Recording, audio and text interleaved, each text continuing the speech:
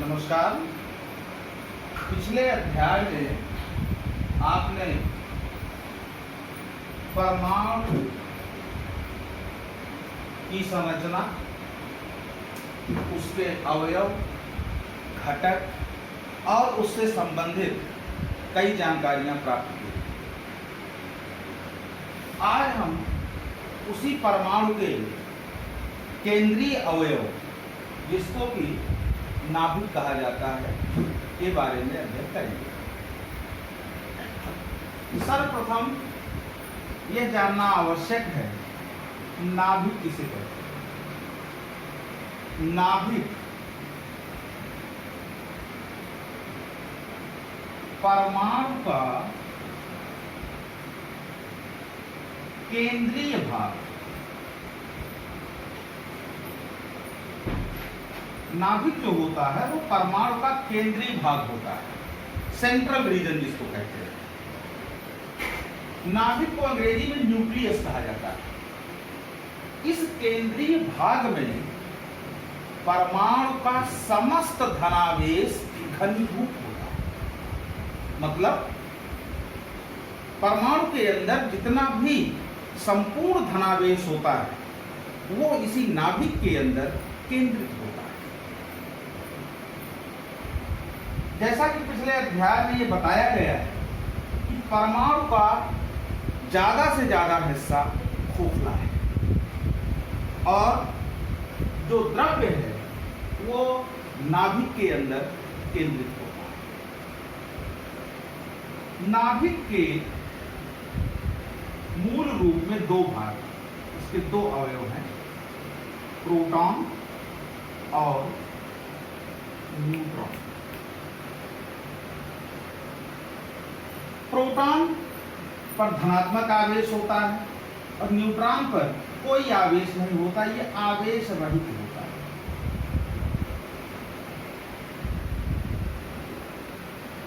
Proton और neutron दोनों को मिला करके एक नया नाम दे दिया जाता है, इसको कहते हैं न्यूक्लियॉन।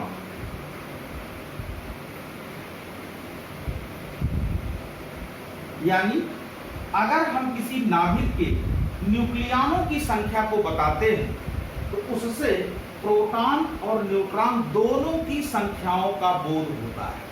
हाँ, न्यूक्लियॉन की संख्या से हम अलग अलग प्रोटॉन और न्यूट्रॉन की संख्या ज्ञात नहीं कर सकते। यदि हमें अलग अलग इनकी संख्या जाननी है कि नाभिक के अंदर कितने प्रोटॉन हैं, नाभिक के अंदर कितने न्यूट्रॉन हैं, तो इसके लिए हमें उस नाभिक के परमाणु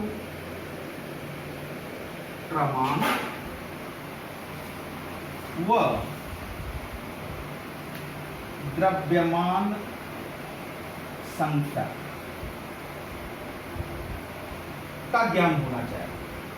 परमाणु क्रमांक के लिए हम सिंबल यूज करते हैं Z और द्रव्यमान संख्या के लिए E।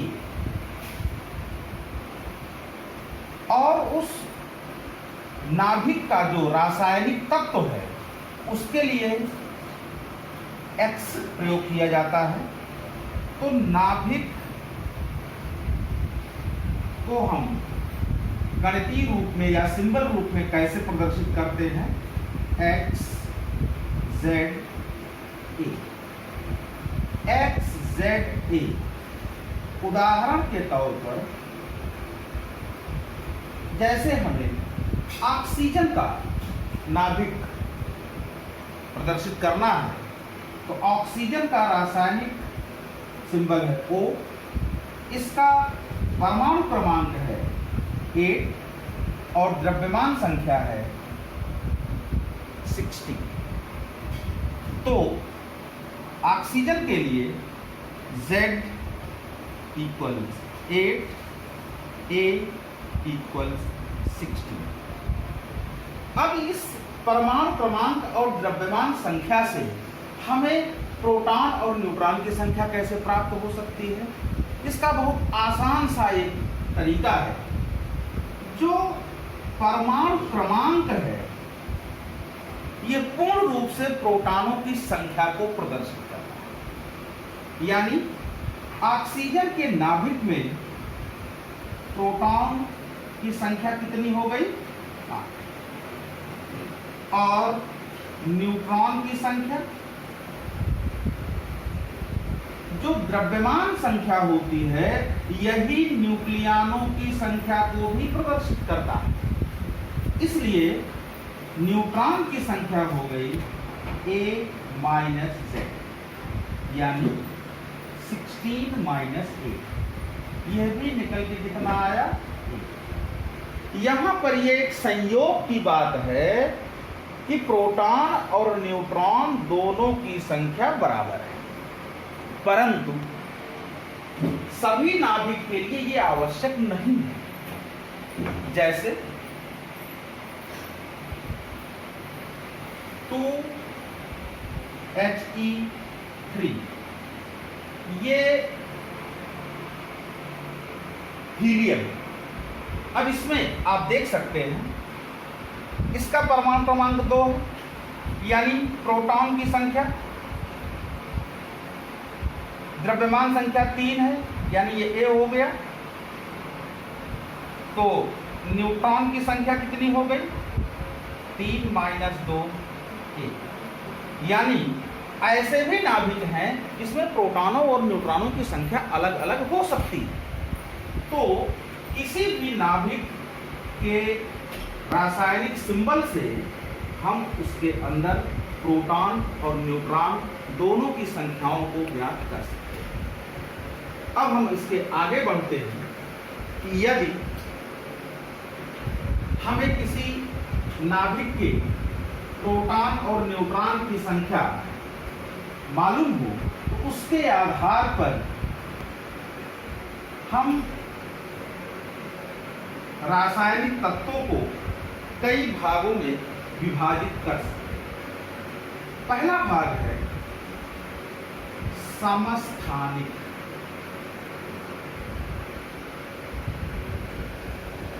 इसको अंग्रेजी में कहते हैं आइसोटोप्स। इसका नाम ही है समस्थानिक। सम माने बराबर, स्थानिक माने स्थान ग्रहण करने वाले। इनको समस्थानिक क्यों कहा गया? समस्थानिक इसलिए कहा गया कि ये सारे तत्व आवर्त सारणी में एक ही स्थान पर रखे गए हैं, इसलिए इनको समस्थानिक कहते हैं। ये तो इनके स्थान की वजह से ये परिभाषा हुई, लेकिन समस्थानिक को हम प्रोटॉन और न्यूट्रॉनों की संख्या से कैसे जान सकते हैं? इसकी परिभाषा है, वे सभी नाभिक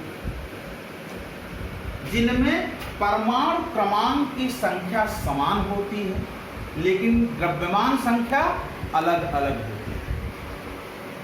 परमाणु क्रमांक समान होता है, द्रव्यमान संख्या अलग अलग होती है। अर्थात परमाणु क्रमांक Z जो होगा वो सबका समान होगा, लेकिन द्रव्यमान संख्या A जो होगी वो अलग अलग होगी, यानी भिन्न भिन्न होगी। जैसे उदाहरण देखा जाए तो हाइड्रोजन के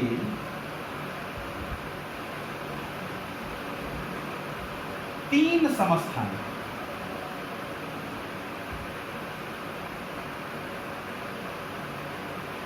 one H1, 1 H2, 1 H3।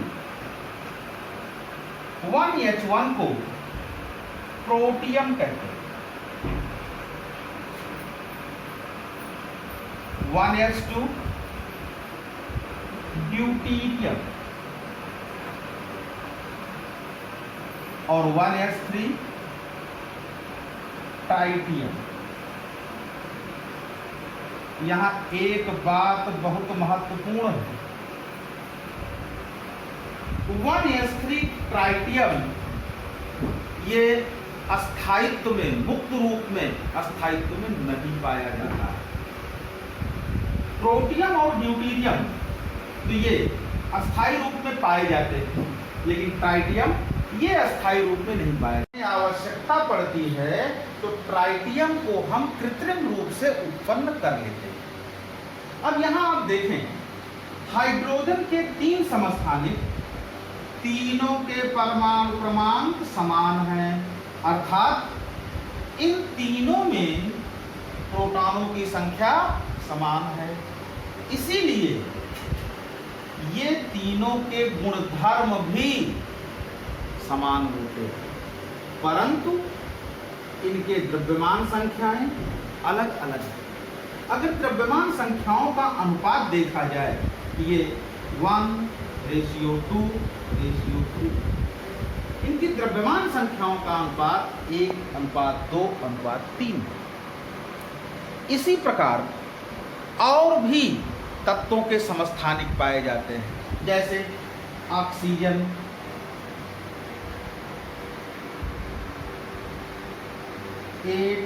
O16, 8O18, ये इसके समस्थानिक हैं। ऐसे भारी नाभिकों में भी, जैसे यूरेनियम 92 यूरेनियम 235, 92 यूरेनियम 236, इसके तो कई सारे समस्थानिक होते हैं यूरेनियम के। इस प्रकार से आप देख सकते हैं जितने भी समस्थानिक होते हैं सबके परमाणु क्रमांक समान। तो समस्थानिक की परिभाषा क्या हुई कि वे नाभिक जिनके परमाणु क्रमांक समान होते हैं परंतु द्रव्यमान संख्या भिन्न भिन्न होती है, उन्हें हम समस्थानिक हैं। अब दूसरा है समभारी।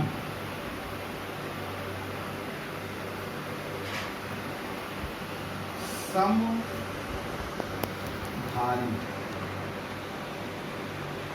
से अंग्रेजी में कहते हैं आइसोबार्स।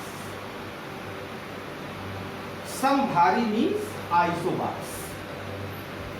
ये वो तत्व होते हैं जिनके परमाणु क्रमांक अलग अलग परंतु द्रव्यमान संख्या समान है। परमाणु क्रमांक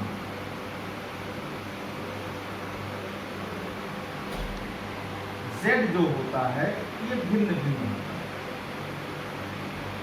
परंतु द्रव्यमान संख्या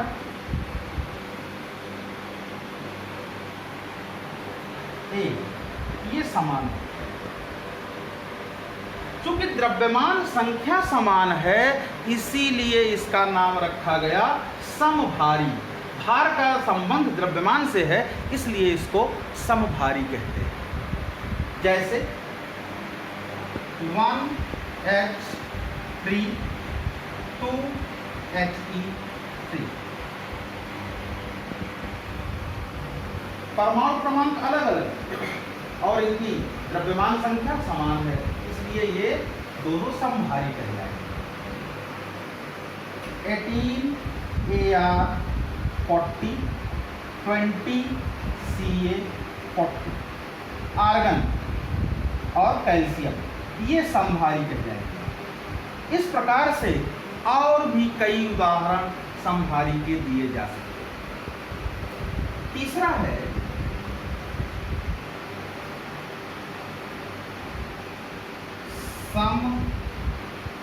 समन्यूट्रॉनिक।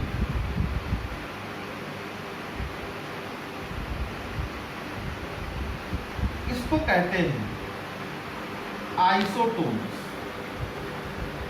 समन्यूट्रॉनिक इसके नाम से ही स्पष्ट है कि वे तत्व जिनमें न्यूट्रॉनों की संख्या समान होती है। और न्यूट्रॉनों की संख्या को गणितीय रूप में कैसे व्यक्त करते हैं?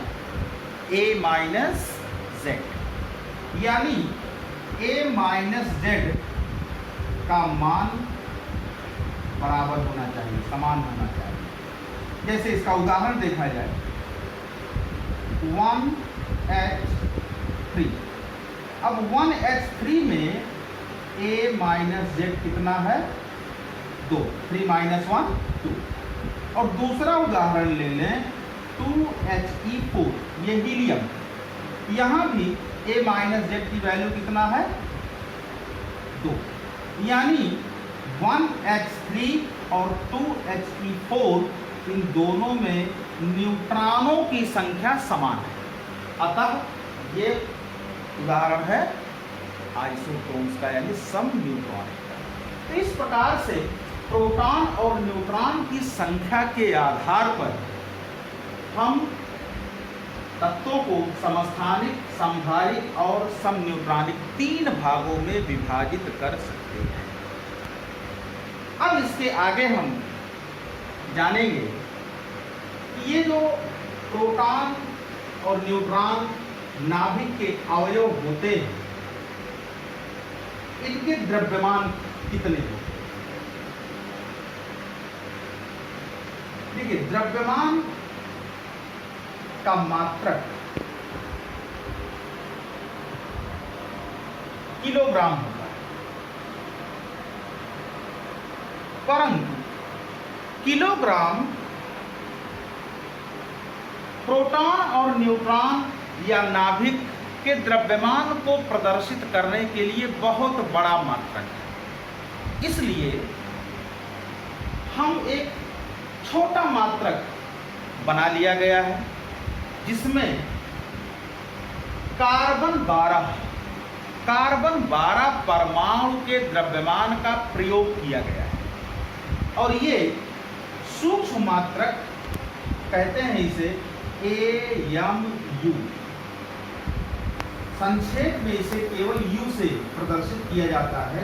AMU का फुल फॉर्म है atomic mass unit. Atomic mass unit यानी परमाणु द्रव्यमान क्रम। परमाणु द्रव्यमान क्रम यानी U के रूप में हम प्रोटॉन और न्यूट्रॉन के मास को प्रदर्शित करते हैं। अब यहाँ जानना आवश्यक होगा कि 1AMU यानी 1U का मतलब क्या है। 1U को परिभाषित किया गया है कार्बन 12 परमाणु के द्रव्यमान के 1/12वें भाग को 1 AMU कहते हैं। यानी 1 AMU बराबर कितना, C12 परमाणु का द्रव्यमान अपान 12। C12 परमाणु का जो द्रव्यमान होता है वो 1.992647 इंटू 10⁻⁻26 किलोग्राम होता है अपान 12। अब अगर इस संख्या को हम 12 से भाग दें तो जो मान मिलता है वो है 1.661 इंटू 10⁻⁻27 किलोग्राम। तो 1 AMU का मान इतना कम होता है, 1.661 इंटू 10⁻⁻27 kg। इसी एटॉमिक मास यूनिट के रूप में हम प्रोटॉन और न्यूट्रॉन के द्रव्यमान को प्रदर्शित करते हैं। प्रोटॉन का जो द्रव्यमान होता है वो 1.00727 AMU होता है और न्यूट्रॉन का मास 1.00866 AMU होता है। अब आप यहाँ देख सकते हैं कि दोनों के द्रव्यमान में बहुत थोड़ा सा ही अंतर है। इसलिए हम औसत रूप में न्यूक्लियॉन के मास को प्रदर्शित करने के लिए इन दोनों संख्याओं का औसत ले लेते हैं, जिसका मान आता है 1.007965 AMU। औसत का मतलब न्यूक्लियॉन का द्रव्यमान बराबर 1.00727 प्लस 1.00795 अपान 2। 1.00866 अपान 2 इसे हल करेंगे तो मिलेगा 1.007965। इसलिए औसत रूप में अगर हमें अलग अलग प्रोटॉन और न्यूट्रॉन के मास को नहीं व्यक्त करना है तो औसत रूप में न्यूक्लियन के द्रव्यमान को 1.007965 केएमयू से हम व्यक्त कर सकते हैं। इसके बाद एक महत्वपूर्ण बात सामने आई कि जैसे कोई भी रासायनिक अभिक्रिया या नाभिकीय अभिक्रिया हो रही है तो उस अभिक्रिया में द्रव्यमान और ऊर्जा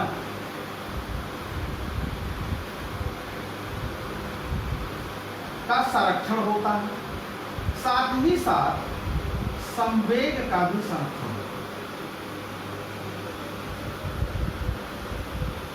तो ये प्रश्न आया कि क्या द्रव्यमान और ऊर्जा दोनों अलग अलग संरक्षित होती हैं? इस पर आइंस्टीन ने अपना विचार दिया कि द्रव्यमान और ऊर्जा एक दूसरे के रूप, अर्थात द्रव्यमान को ऊर्जा में परिवर्तित किया जा सकता है और ऊर्जा से हम द्रव्यमान भी प्राप्त कर सकते हैं। इस प्रकार आइंस्टीन ने एक गणितीय सूत्र दिया जिसको कि द्रव्यमान ऊर्जा समतुल्य इक्विवेलेंट रिलेशन कहते हैं।